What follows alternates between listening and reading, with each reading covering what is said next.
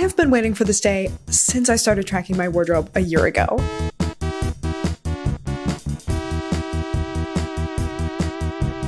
After 365 days, there were still items that I did not wear once. In that 1 year, I spent dollars on my wardrobe. I still bought over items. Across all 4 seasons, what are my most worn pieces?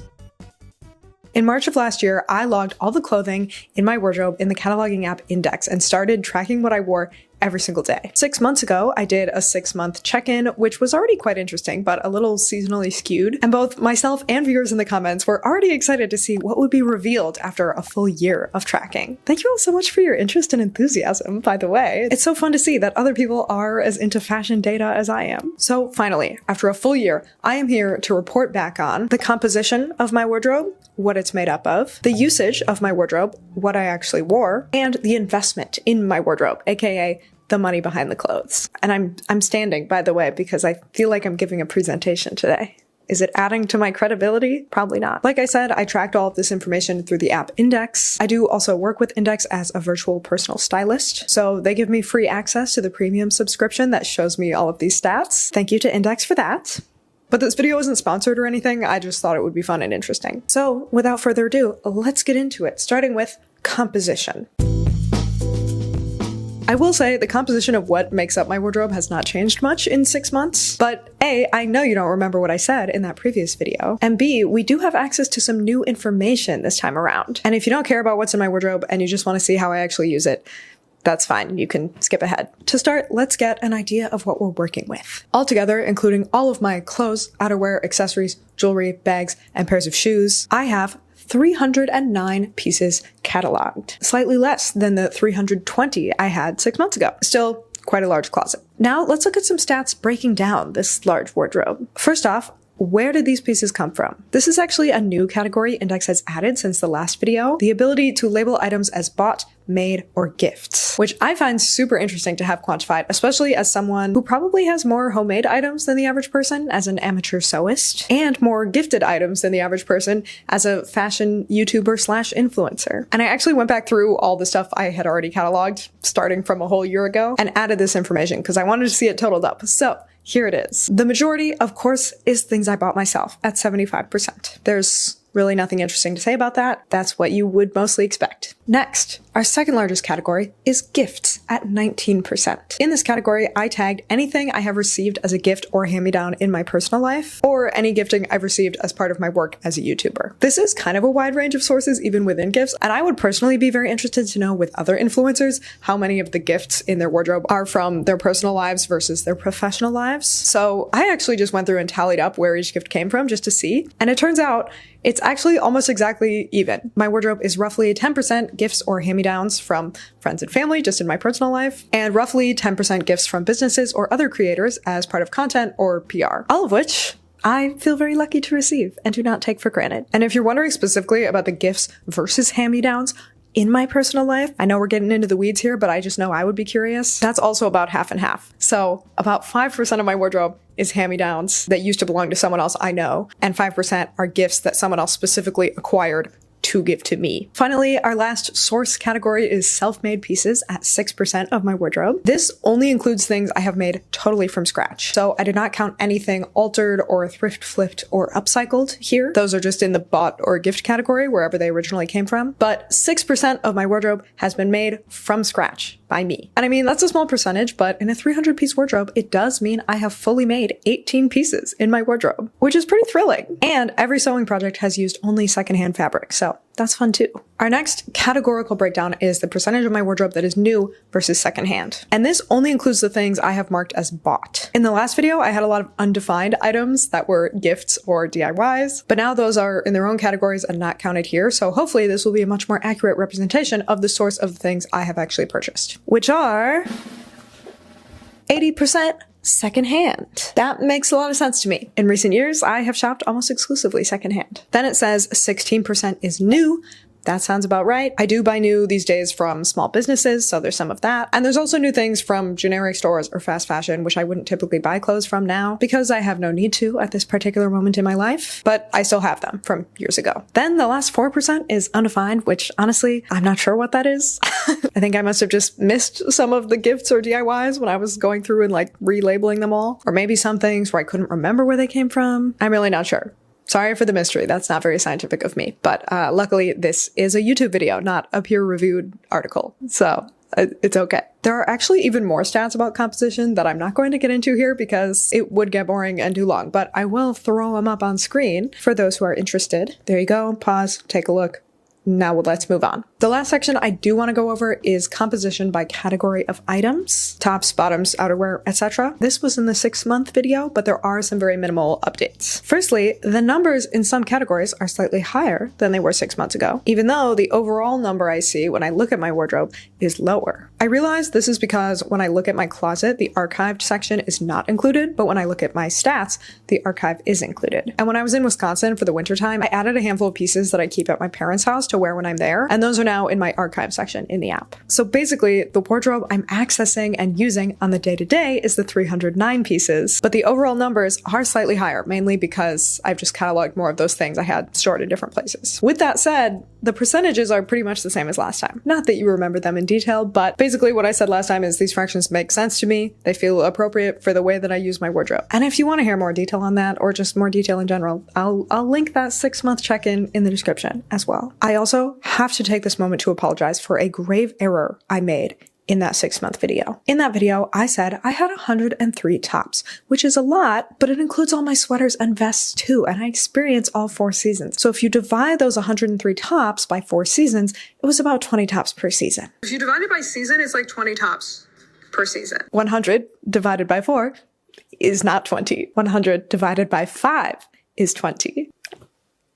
This is me atoning for my sins. With all that said, now if we include the archive, I have actually 112 tops, according to this information. I do think 112 tops is totally fine if you're actually using and wearing them all. But am I? Am I actually using and wearing them all? That is the question for the next section. All right, it's finally time to get into how I actually used my wardrobe over the course of this past year. It's actually technically been like a year and 2 weeks at this point, but I went out of my way. I put it on my calendar to screenshot all these stats exactly 1 year after I started. So that's when all the data is from. And in that year, I wore 85% of my wardrobe. Pretty good. I was aiming for 100%, but 85% does not sound too bad. That's still the vast majority. That said, 15% has been unworn, which means if we do 15% of 309, after 365 days, there were still 46 items that I did not wear once. That still seems pretty weak. Now, to be fair, a lot of those are like random tiny accessories or jewelry items. It's not like 46 clothing items taking up space in my closet just sitting there, but it is 19 pieces of clothing just sitting there. I just went through and counted. There's 19. The rest are accessories. I do also have to note, not all of these pieces have been sitting there for a year. Some of the unworn pieces are unworn because they're new to me. So I have some pieces I need to start wearing, but I also definitely do have some pieces, both clothing and accessories, to pass on to new homes. I'm also going to be moving later this year, so I'm definitely going to be doing a closet clean out sometime before that. One great thing about having this data is that it does show me quite starkly which things I truly am not wearing. Just because I wore it once or twice like 2 years ago, or I used it in a video once this year, does not mean I actually wear that piece. And seeing that clearly reflected in these numbers, I think will make it easier to let go of certain things. Having the ongoing ability to see how much of my wardrobe I'm wearing and the ability to sort my clothes by least worn in Index, which you can do with the free membership as well, has also definitely inspired me and motivated me to wear more of my clothes. I mean, I guess we can't really know, but I very much feel that if I had not been tracking all this information and seeing those numbers and seeing all these pieces that had 0 wears, I definitely would have worn a smaller fraction of my wardrobe. Because a lot of these pieces, I didn't even realize I hadn't worn in over a year. When you remember the time that you did wear something, it's easy to feel like you've worn something more recently or more times than you actually have. And looking at this data really illuminated that for me. So we've talked about the part of my wardrobe I haven't worn, but what about the pieces I'm drawn to wear over and over and over again? Across all 4 seasons, what are my most worn pieces? Well, they're pretty boring. They're truly just like my most mundane, comfortable, everyday basics. Still with a bit of my personality and style in them, but it's like the comfiest, most mundane, most practical version of my style. And feeling like myself in the most comfortable, practical way possible is kind of my main purpose in getting dressed most days. So this makes a lot of sense. We've got my go-to shoes and bags, my go-to jewelry, a claw clip, my warmest neutral jacket, a lot of like neutral bottoms with stretchy waistbands, and this one cardigan. This was the only top in the top 20 most worn pieces in my wardrobe, and I was not expecting to see it here. Honestly, I knew I wore it often, but I would have predicted other pieces before I would have predicted this. I do think maybe the neutrality of this piece and its versatility makes it one of those items that can just like slip through the cracks and you can wear it over and over again without even noticing or like getting tired of it. It really goes to show our mental concept of what has gotten a lot of wear does not always line up with the reality. That said, the rest of these are not surprising to me. I know I wear them all the time. I'm not surprised that like shoes and bags dominate the top things. Yeah, this all pretty much adds up. Next, we can look at the average number of wears per piece. Through my whole wardrobe, we have an average of 6 wears per item. And now that this is reflecting my whole year with the knowledge that I used 85% of my wardrobe, this definitely feels more reflective of how often I'm actually wearing things. Versus 6 months ago, when I knew this number was very skewed because there was a very large portion of my wardrobe that had 0 wears because of the season. Obviously, I've not actually worn every single item in my wardrobe exactly 6 times. That's not what an average is, but this feels more representative of the typical way I use my wardrobe throughout the year. We can also see average number of wears for different types of items. Shoes and bags skew much higher, as we saw in the most worn pieces, just because I don't have as many of them and I have to wear them most days, so they get a lot of repeat use. Each pair of shoes got an average of 19 wears this year, and each bag got an average of 14 wears this year. Next, we have jewelry with an average of 9 wears per piece. Bottoms got an average of 7 wears. Outerwear got an average of 5 wears. Tops got an average of 4 wears. This makes sense because I have a lot of tops, as discussed earlier. Accessories got an average of 4 wears. This is also a category I have a lot of. And one pieces, which is mostly just dresses and like one jumpsuit, got an average of 3 wears. I also noticed I had no dresses in my top 20 most worn pieces, which is interesting because I feel like I wear dresses a lot. I have certain dresses that I wear a lot, but not as much as those other essentials. I think because they just take up more space in your outfit, they're a little more memorable, a little more statement making. You notice the times you wear them more. So they feel more present in your wardrobe and your outfits than like a basic t-shirt you've worn in 8 different ways in the past month, but none of them have been particularly striking or remarkable in your outfit, you know? Also, swim is blank because I just have no reason to include my swimsuits in here. I know somebody out there was wondering about that, and the rest of you are like, okay, move on. We can also see the usage of new versus secondhand pieces. Secondhand pieces average 6 wears, while new pieces average 8 wears. This isn't a huge difference, but it does make me think the new pieces probably get more wears because the new pieces are more likely to be basics and essentials. I'm more likely to buy something just frivolous and for fun secondhand, whereas the only time I'll buy something firsthand is like if I really know I'm gonna wear it. That's just a guess on why that number is slightly higher. I would love to see the number of wears tracked for gifts and self-made pieces too. That data is not given to me here, but I would love to have that info. I'm gonna have to suggest that to the index team. Oh, and then the undefined section averages only 2 wears, but that's also a very tiny portion of my wardrobe, and I don't even know what those things are, so that doesn't really tell us much. Sorry to give you a bit of useless data there. We can also see the average number of wears per item in different colors. I started trying to write out thoughtful commentary on this, and then I got bored of myself writing it, so I assumed it would be boring to you as well. So we're not gonna waste time talking about this, but here it is if you're interested. And now let's move on to our more exciting final category.